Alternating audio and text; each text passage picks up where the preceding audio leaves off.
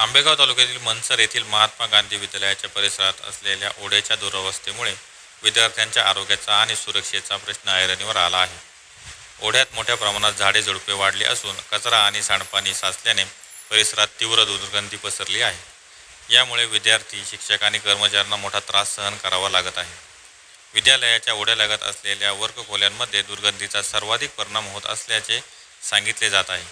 साचलेल्या पाण्यामुळे डासांची उत्पत्ती वाढली असून विविध साथीच्या आजारांचा धोका निर्माण झाला आहे. तसेच झाडाझुडपांमुळे साप आणि इतर जंगली प्राण्यांचा वावर वाढल्याची भीती व्यक्त केली जात आहे. शाळेतील शिपायांनी यापूर्वी परिसरात अनेक साप आढळून आल्याचे तसेच काही साप हे मारावे लागल्याचे सांगितले आहे.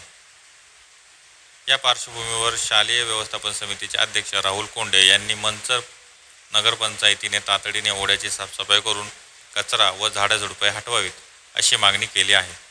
एखादी दुर्घटना घडून विद्यार्थ्यांचा जीव धोक्यात येण्यापूर्वी प्रशासनाने कारवाई करावी, अन्यथा आंदोलनाचा मार्ग असा इशाराही त्यांनी दिला आहे.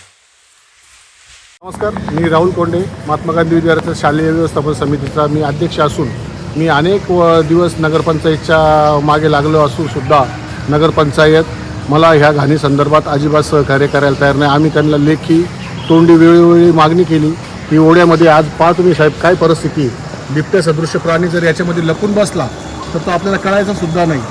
आणि मुलांना सर्पाचा, विचूकाट्याचा इथं इतका प्रॉब्लेम आहे, तरी नगरपंचायत मान्सूनपूर्व कामासाठी नाले साफसफाईकडे पूर्णपणे दुर्लक्ष करत असल्याचा माझा साफ आरोप आहे. आणि जरी त्यांनी 8 दिवसात ते केले नाही तरी आंदोलनाचा माझी भूमिका ठाम आहे.